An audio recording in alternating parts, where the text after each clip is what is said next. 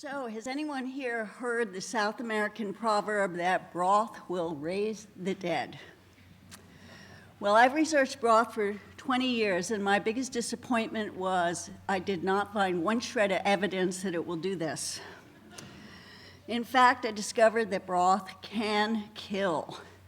Killed Julia Child in 2004, French onion soup. Killed President Millard Fillmore, beef broth, 1874. Robert E. Lee, 1870. Allen Ginsberg, chicken soup, 1997. And Marie Antoinette died after drinking French consommé. So you're a pretty smart group, so I think by now you've figured out broth didn't kill these people, and of course correlation does not equal causation. So I'm the naughty nutritionist, and I couldn't resist starting out with a little mischief. But from now on, this talk is going to roll to a brisk boil because I got a whole lot of science to cover in very little time.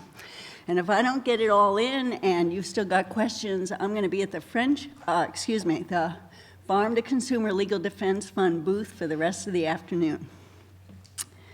So, you've all heard that chicken soup is Jewish penicillin. And a lot of people believe that, whether or not they're Jewish. And there's a long history of very good experts, medical experts, and others who believe that to be true, most famously Moses Maimonides in the 12th century. And he took it from Galen and before him, Hippocrates. But the idea of Jewish penicillin, it's so ingrained in our culture that comedians really run with it. A Jewish woman had 2 chickens. One got sick, so the woman made chicken soup out of the other to help the sick one get well. This would not play if people didn't understand the healing power of chicken soup. Florence Nightingale took the celebrity chef of her age to the Crimean War to help wounded soldiers get well quickly with nourishing, high-quality broth. In her notes on nursing, she talked about invalid cookery and meat tea and other health foods. Broth, gravy, aspic. We're talking about broth and gelatin. Old cookbooks always had a chapter on helping people get well. Mrs. Beeton's cookbook, Fanny Farmer cookbook, all using words like this will cure for sure, or in my experience, this will always be beneficial. Community soup kitchens, we all know that's to help the malnourished and misfortuned. And Chicken Soup for the Soul, best-selling title, because it means so much to so many people in terms of physical and mental health. But some of you might be asking, is it paleo? Because paleo people didn't have a pot to cook in. But someone really early on probably noticed that when they were cooking meat on a stick over the fire that some of those good juices were disappearing and lost. So they started getting some bright ideas, and this continued on until people regularly could afford and have pots. But early on they were doing things like animal skins, cooking water and meat and adding hot stones first and sometimes putting it over the fire, as you see in this Irish woodcut from 1581. And then, of course, some things we'd make soup from came conveniently in their own pot, like turtles. So people would cook the turtle in its own pot and then keep the pot. Then first ceramic pots coming out of Asia, 20,000 or more years ago. This is a Japanese pot. 17th century Dutch pot, and some very expensive metal pots. Originally, these were extremely expensive and heavy items. We are very blessed to have so many fine examples of stock pots to choose from today. Now, one of the great myths about soup is that people for thousands of years, all people would keep a stock pot on their stove or on the hearth simmering with good broth. The reality is, in the industrial age, the poor would have loved to have made soup, but even if they had a pot, they couldn't afford the fuel.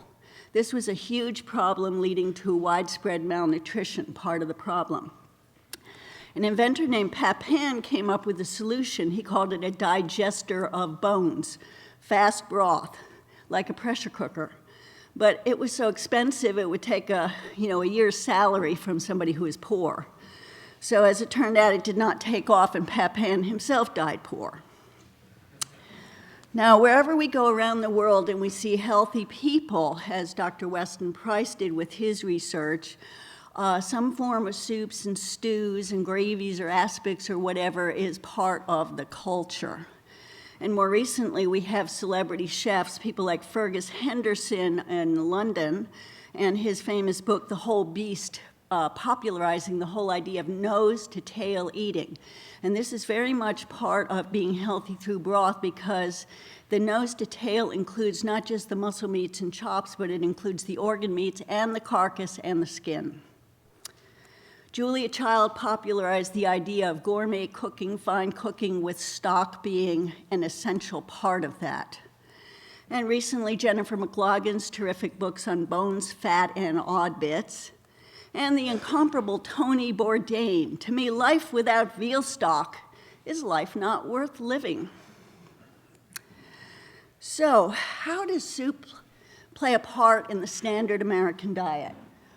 How is soup contributing to the health of the gentleman to the right there? Well, sadly, the typical soup in the modern American diet is going to be canned or dried or worse. And we think of Campbell's soup as being one of the worst products out there, and today we certainly cannot recommend it, high in MSG and other additives and a lot of problems there. But when Campbell's soup was invented, it was actually a good product. In 1870, Joseph Campbell came up with a soup, and the recipe involved a fat fowl. They always talked about the fat ones. That's what they wanted, a fat fowl and pounds of butter. Real butter, we're talking, real ingredients. But Campbell's soup, as we think of it, started at the turn of the last century with a guy named John Dorrance. And he was brilliant, and he was sophisticated.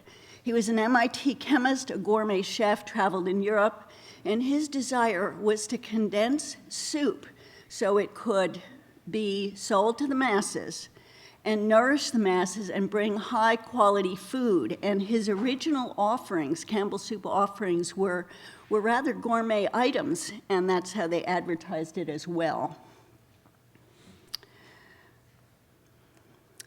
So that was an early Campbell soup label. They got onto the red and white idea early. But unfortunately, this is what we have today. And the ingredient list, MSG, and a lot of additives, a lot of problems. And yet, whenever people are talking about the dangers of Campbell's or Progresso or other modern soups, guess what they talk about? The salt. The salt's probably the least of the problems in there. So some of you might be thinking, I don't want to make bone broth, or what the vegans call corpse juice.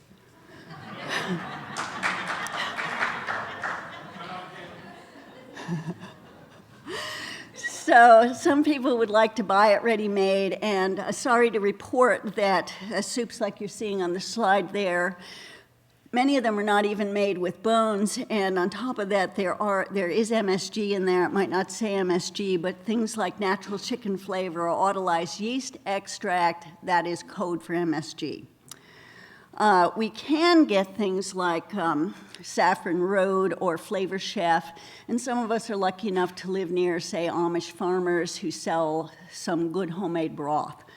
But one way or another, we need to get it, and for many of us, that means we need to make it.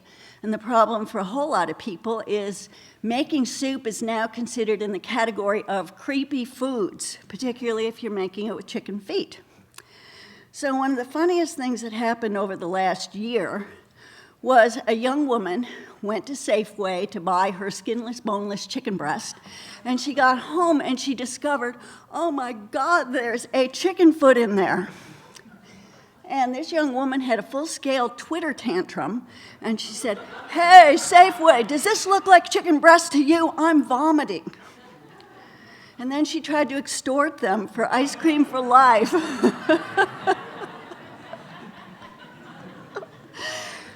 As someone who makes broth all the time and deals with corpse juice, I find this very funny. But this is actually not funny because it's part of the problem. People are so out of touch with using all parts of the animal with nose to tail eatings and what Mother Nature really gave us to be healthy. So I'm going to move now into the different components of broth that contribute to it being such an amazing health food. Now, first of all, that's going to have a whole lot to do with the quality of what you put in the soup stock. In the pot, what's the quality of your vegetables? Where were they grown? Are they organic? Are they not? Are they fresh? Are they not? For example, fresh onions different from the ones that are sprouting, fresh carrots different from those that are moldy. Are you using the whole chicken in the pot, or are you using the carcass? Are you using chicken feet and pig's hock, or pick one or the other, or even both? That will give you a broth that is very jiggly, extremely rich in gelatin. Are you using chicken gizzards, a wonderful, inexpensive, nutrient-dense food? Or are you using bone marrow? Marrow, one of the most nutritionally dense foods ever. So some people want to make sort of the ultimate recipe that's going to give it all every time, and my recommendation strongly is let's vary it. Let's make chicken soup, turkey soup, lamb, fish. The fish broth will have a lot of iodine, a variety of broth. Let's look at the protein in broth. It's considered a poor protein, and in fact, that's true. If you're thinking about just the broth, or what's sometimes called the meat tea, or the commercial version of gelatin, which would be the powdered collagen, that would be a poor protein. And it's low in tyrosine, low in histidine, and there's no tryptophan. Well, this is really not a problem because you can solve that problem very easily with meat, eggs, and other high-quality proteins in your diet. And of course, if your chicken soup is not just broth, but it has some pieces of chicken, or your lamb shank soup is not just broth, but has some lamb, it's solved right there. But if you're drinking meat tea, you're probably having something else during the day, such as, for example, eggs. Nonetheless, in the 19th century, there was a headline about dogs dying from gelatin, and that scared a whole lot of people. As it turns out, as with many studies, the headlines in the newspapers did not reflect the study itself. Dug up the study and discovered, yeah, the dogs died all right, but not from gelatin, but because the gelatin was so foul and rancid and stinky that the dogs starved rather than eat it. And in fact, gelatin is a useful protein. It's not a complete protein, no doubt about that, but it has what used to be called a sparing effect. You see that phrase a lot in 19th and 20th century literature, and that means that you need less meat in order to have all the benefits from the meat protein if you have soups or stews or the gelatin in the picture. And should you be on a plant-based diet, either because you're broke or because you're a vegetarian, or you've just heard that the grains are healthy for us, none of us, of course, but if you want to help out those grains, you make your rice with broth, or you make your quinoa with broth instead of water, and that will improve the quality of the protein as well as its digestibility.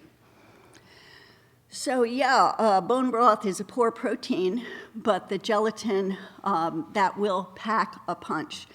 And where that comes from is it's high in the conditionally essential amino acids glycine, proline, and glutamine. Conditionally essential amino acids that a whole lot of dietitians tell us we all get enough of, but in fact most of us desperately need more of.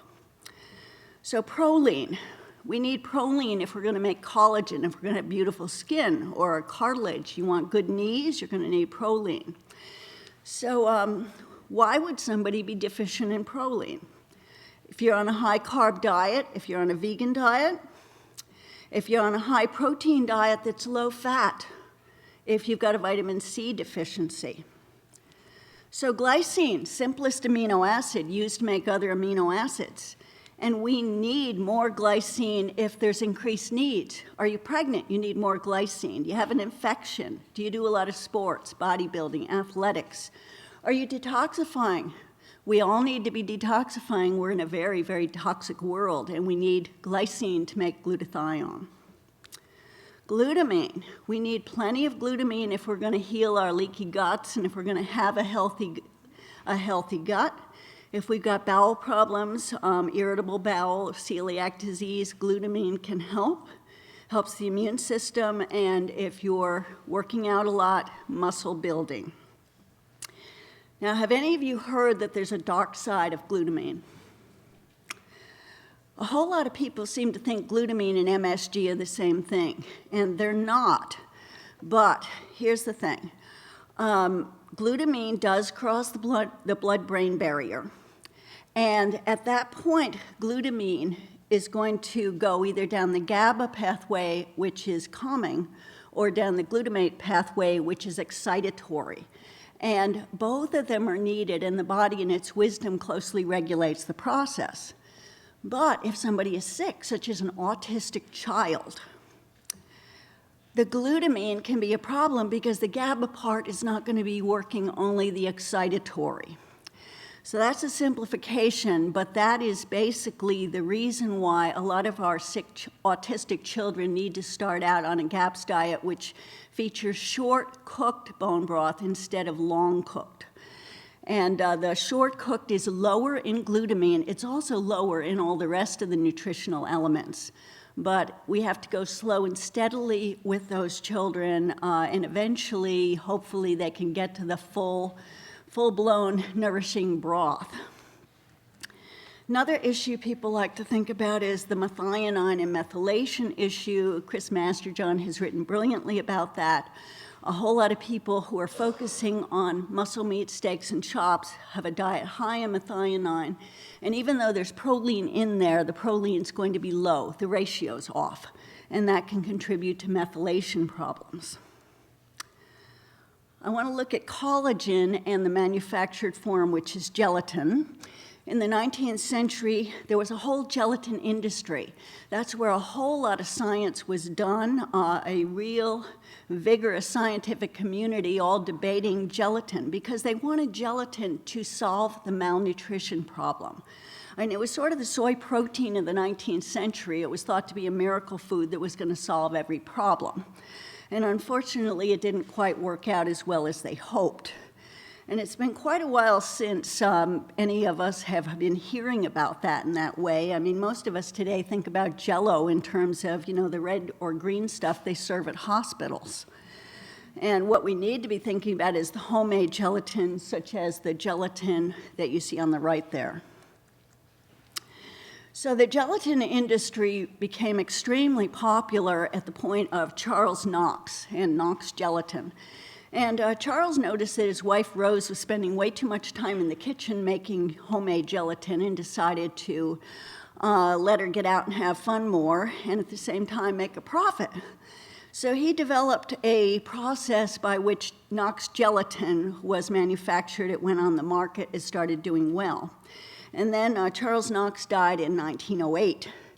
And his wife Rose took over and became a pioneering businesswoman, a very powerful woman during her time, and unusual. And she got the bright idea very early on that most people weren't going to buy Knox Gelatin because her husband had a racehorse named Gelatin King or went up in a balloon called Gelatin, but because she came up with the idea of recipe books and helpful tips. And as the naughty nutritionist, I really like this one, the Knox Quickies. But she covered the territory, gelatin for weight loss, be fit, not fat, gelatin for invalids, gelatin desserts. I mean, she knew what people wanted, and she sold that gelatin. Now, I would like to say we should get Knox Gelatin today, but unfortunately, Knox today is made from, factory-farmed animals. And that's not something I'm going to endorse. And one of the better products on the market would be Great Lakes. That's widely available. And today we've got some small companies making really superior gelatin and collagen hydrolysate products. So this is really good news for those of us who would like to not only make homemade bone broth, but perhaps supplement with some gelatin or collagen products. Another big topic, cartilage. If you're making homemade bone broth, there's going to be all the globs and blobs of cartilage on those bones. You know, it's not a pick clean skeleton that you're working with. There's going to be plenty of cartilage on there. And the amount of cartilage in your pot of broth is going to depend on what you're starting with. A lot of knuckle bones, a lot of cartilage. If you're making shark's fin soup, I mean, the shark's whole body is not bones, that's cartilage. The entire body of the shark is cartilage.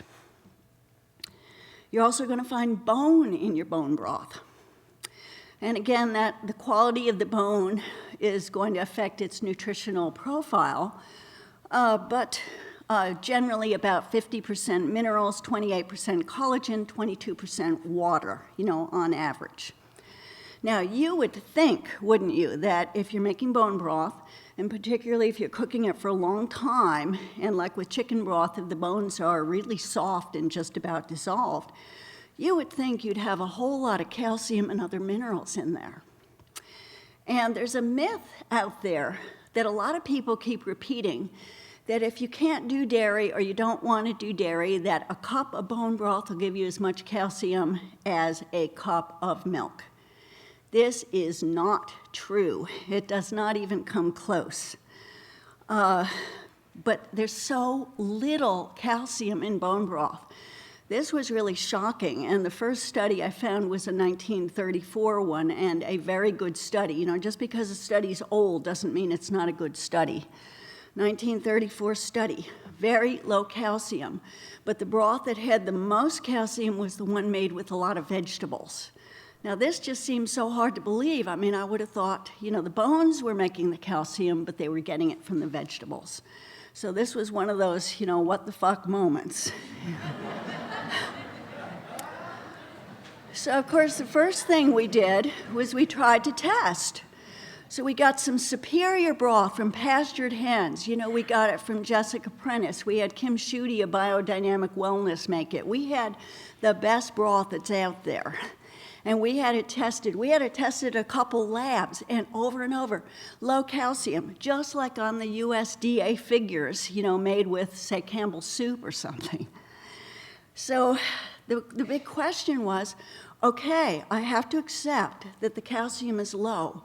So why do we have so many testimonials about people who had brittle and broken bones and osteopenia restoring their bone mass through bone broth? Why do we have all those testimonials? And here's what I came up with. The key is the collagen in the broth, because the building blocks of bone are collagen fibrils. They form the scaffolding. You have to have the structure in place, because without that structure, you can slap on all the calcium and other minerals you want, and all you're going to build is chalk that can start to just, you know, fall apart. It's like you can't build a building with concrete without putting rebar in there. The structure is the most important for the strength and flexibility. And that is where bone broth shines, because that's where you're going to get a lot of that good collagen. Let's look at bone marrow. You're going to get bone marrow if you're making homemade broth. A little bit if you're making it from chicken, a lot if you're using marrow bones. Now, of course, marrow is a very primal food. You know, it's, I mean, the ultimate carnivorous food. You know, you're licking and you're sucking. You know, it's very carnal.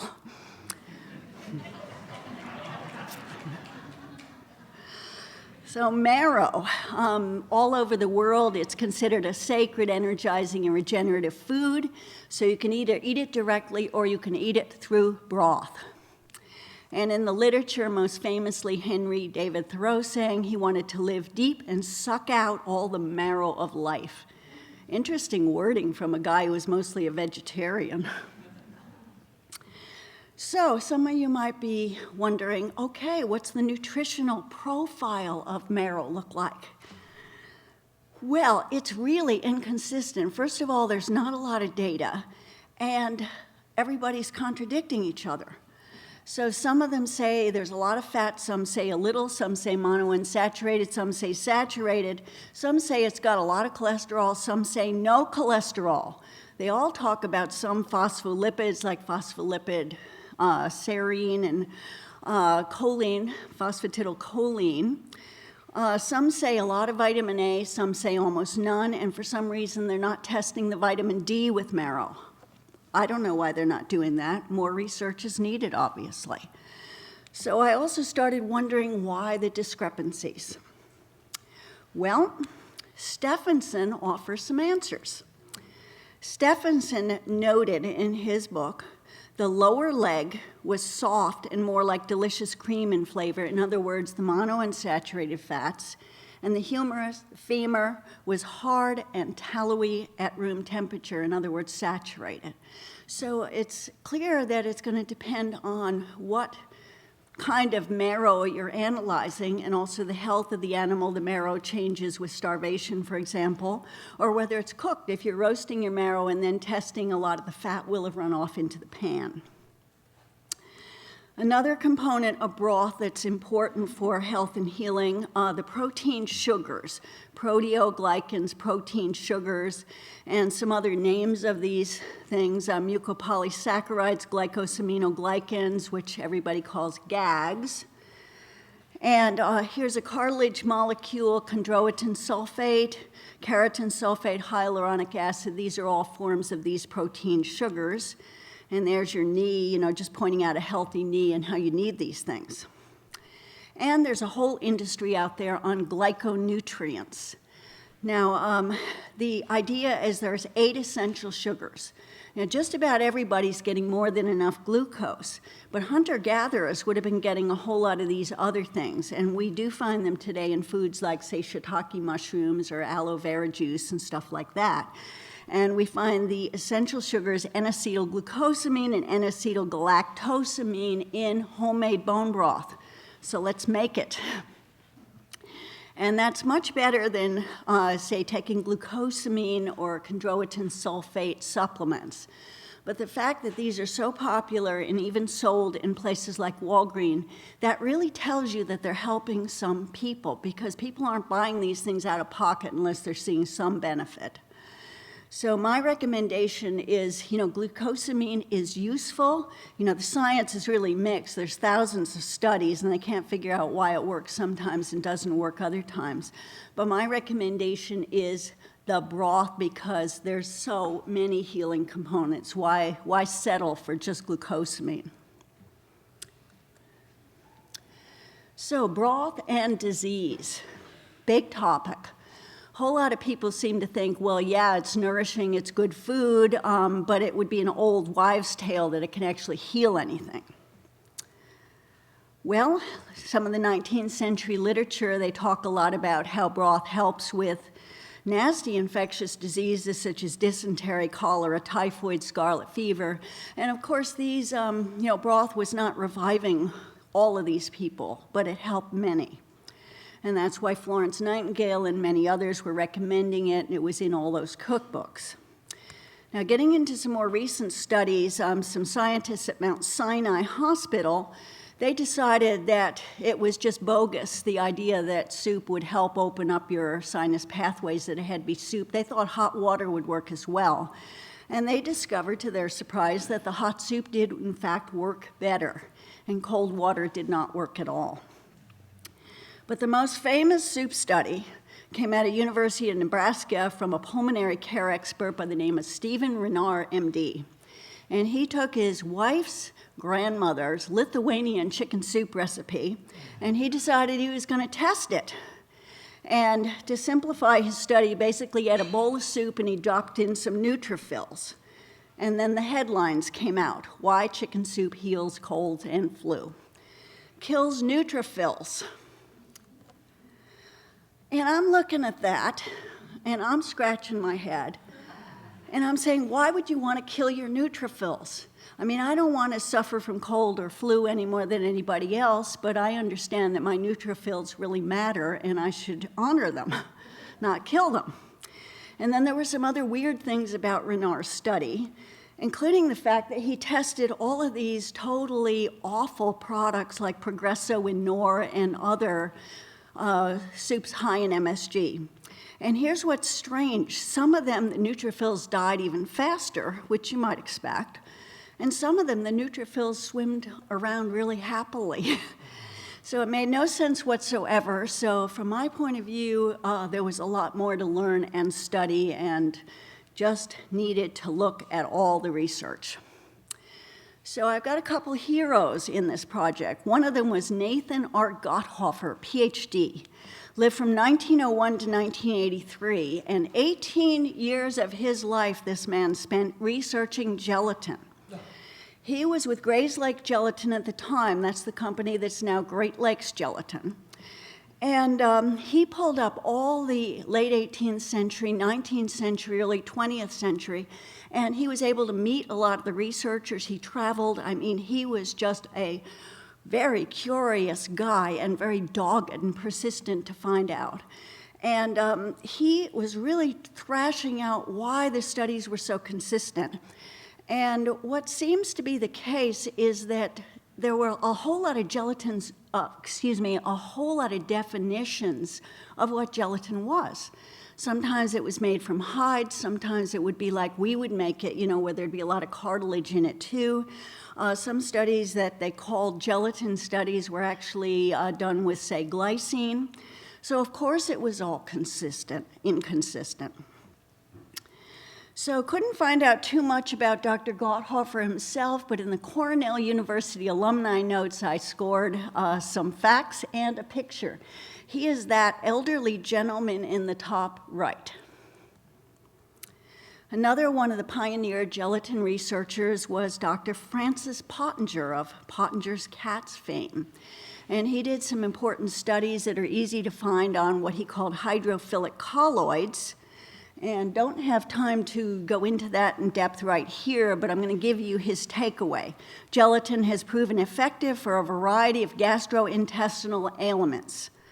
Right on. And that's important because, as Hippocrates put it, all disease begins in the gut, which is why if we're doctors or alternative medicine practitioners and we're thinking about nutrition, we start with gut healing no matter what other symptoms people have. Much science having to do with broth and digestion, the bland diets that were popular, say, 50 years ago, the importance of gelatin in infant formula, such as the Weston A. Price Foundation's homemade formula. Gelatin if you've got peptic ulcers, acid reflux, celiac disease, irritable bowel, etc. And, we all know here that the brain and the gut are very much together, and just quickly point out some mental health issues. Broth is good for your mental health and stability. If that woman who had her Twitter tantrum had eaten broth with, or made broth from that chicken foot, she'd have probably been a lot more stable. Maimonides recommended chicken soup for melancholy. Chinese medicine considers it a yin tonic for burnout. Glycine helps with blood sugar swings, and so on and so forth. Move into another of my heroes, a man I was privileged to do some work with, Dr. John F. Pruden. In 1997, I interviewed him 8 times. Brilliant man, very funny, absolutely brilliant. Doctor's doctor. Best of the best, and he died in 1998, sadly. And I'm very happy at this point to be able to share a lot of his research in the book I've got coming out, the one with Sally Fallon called Nourishing Broth, coming out end of September. Well, Dr. Pruden was the son of an osteopath. He became an MD, Harvard, Columbia, and a lot of his early work came out of the work he did at Fort Sam, where he was trying to heal the wounds of soldiers who'd come back all blown to bits from Korea. And cortisone treatments were very big at the time with disastrous side effects, and he was trying to find a solution. Dr. Pruden, let's see, okay. So it was first with wound healing. And then at some point he discovered, by some miraculous coincidences, that cartilage chips on the wound made it heal faster. They'd been trying all sorts of things, and then some guy suggested cartilage chips, and everybody thought they were crazy.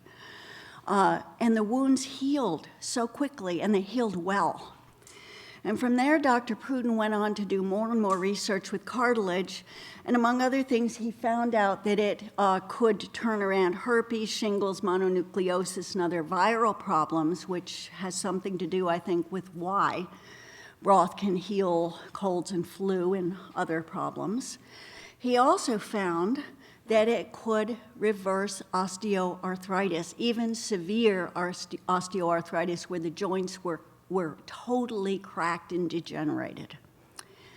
He found it could reverse rheumatoid arthritis, and the patients he were working with were totally debilitated. I'm not talking about early stage or prevention here, which of course that it does even better, but late stages, people who were in agony. He turned around scleroderma. He softened the skin of these people with the hidebound disease, where their skin got so tight around them that they were prisoners in their own skin. He turned around psoriasis and irritable bowel, colitis, and Crohn's. You know, these patients were, shall we say, flushed with success. Now, some of you may realize at this point that a lot of these are autoimmune disorders. Now, that's kind of controversial, but a lot of good, solid health practitioners believe that's what we got here. And I just want to point out here that with multiple sclerosis, Dr. Terry Walls has included broth in her healing protocols for that, another autoimmune disease. Dr. Pruden also turned around cancer cases, terminal cases, the kind of cancers that nobody could cure then or now. 31 cases, and these are all written up in the very best medical journals. And of course, nobody has ever heard of them, but they're there. So, why did he think he was having these results? Well, he wasn't entirely sure, but working with a whole lot of other top scientists all over the world, they discovered some things. Cartilage was a potent normalizer, a true biological response modifier, an activator of macrophages, activator of natural killer cells, rouses B lymphocytes, and release a colony-stimulating factor. That's for starters. So, what does that exactly have to do with autoimmune disease? Now, this is where I come in with my crazy controversial theory. The whole idea of pleomorphic bacteria, mycoplasma, mutating bacteria, the kind of bacteria that shift into viruses that are stealth operators and that can camouflage themselves so people don't notice them, and they're known to hide in connective tissue. So what seems to be happening is the body knows they're there, and the body destroys its own collagen and cartilage tissue trying to get rid of them. So where a whole lot of people think autoimmune disease is the body's immune system going wacko for no particular reason that anyone can figure out, maybe it is that the body in its wisdom is trying to eradicate some of these stealth bacteria, but the body doesn't have the ability to do so effectively. So this theory is coming out of some of the top scientists that have ever been born, people like Royal Rife, Peyton Roos, many others. And in the field of rheumatoid arthritis, Thomas McPherson Brown started out as an esteemed rheumatologist, best of the best, Rockefeller Institute, many places. But then after World War II, nobody wanted to hear about his mutating bacteria theory, and he basically died controversial. Virginia Livingston, MD, she connected leprosy and cancer with these pleomorphic bacteria. Again, a very controversial researcher and physician. And then we have Dr. Alan Cantwell, who's still alive, respected dermatologist, published more than 30 articles in major medical journals, and he found pleomorphic bacteria in scleroderma and some other related diseases that he was treating as a dermatologist. So sadly, he finally concluded, we believe the body is not attacking itself, but is desperately trying to rid itself of disease-producing microbes that are not recognized by the scientific community. And he is a very angry, frustrated man and has become an extremely, well, he's known as a medical heretic. And a lot of his research was absolutely impeccable, and as I said, top medical journals. So he's been busy lately writing about, AIDS conspiracies and, cancer microbes and other controversial topics. So some of you might be thinking, so what do mutating bacteria, medical heretics, and conspiracy theories have to do with broth? Okay, briefly, Gotthofer reported cases from the late 19th and early 20th century in which gelatin helped heal TB, a disease that everyone recognizes caused by Mycobacterium tuberculosis. Avicenna in the 10th century discovered that the best cure for leprosy was the broth from a young fat hen. Dr. Livingston found Mycobacterium tuberculosis in TB and leprosy. Dr. Cantwell found Mycobacterium tuberculosis in scleroderma and then later as a primary agent in HIV. There is yet one other theory, which I'm only very briefly going to go into because it is flat out wrong. Some people have talked about cartilage as a supplement, such as shark cartilage, being used and being effective because of anti-angiogenesis. And that theory has to do with the fact that in healthy cartilage, there are no blood vessels. And cartilage contains anti-angiogenesis factors. And if cancer is going to grow and develop in the body, you're going to have new blood vessels going in there. So the idea is if you take cartilage pills with the anti-angiogenesis factors, that can be a cure.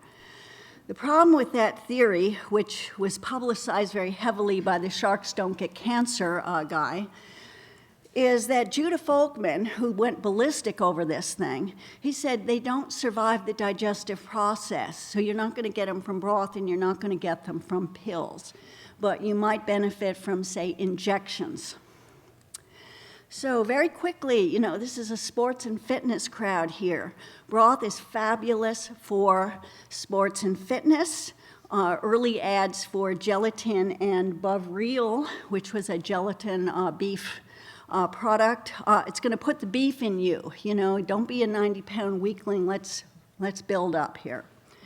Many of the early bodybuilding champs, the great Sando, Armand Tanny, the great Vince Gironda, and their diets, their recommended bodybuilding protocols included meat, eggs, gallons of milk, and some gelatin. Most of them did not have a whole lot of gelatin. Many of them probably got enough glutamine because they were drinking gallons of milk. But if you don't want to drink gallons of milk, and you probably don't unless you really want to get fat, I would strongly recommend homemade broth or some of the collagen hydrolysate or gelatin products. And thanks to Randy Roach for coming up with all the dietary protocols of some of these athletes. So the final section, going through quickly, anti-aging. We all want to be immortal, right? Shark cartilage soup, reputation as an aphrodisiac and as an elixir.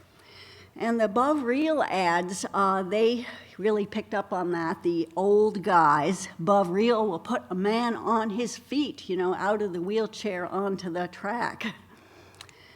And a very interesting little aside, broth can turn around cellulite. In the late 1990s, Dr. Pruden told me that some of his patients were amazed. They got smooth skin, and their cellulite disappeared, and they lost their arthritis. Okay, cod sperm soup, aphrodisiac, rooster testicle soup, velvet antler cartilage products for your love life. So in conclusion, broth is not going to resurrect the dead, but it might be just the thing to keep us juicy for life.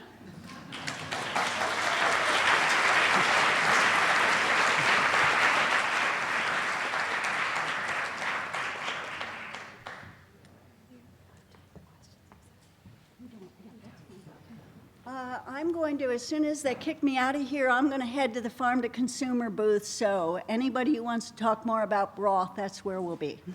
Thank you.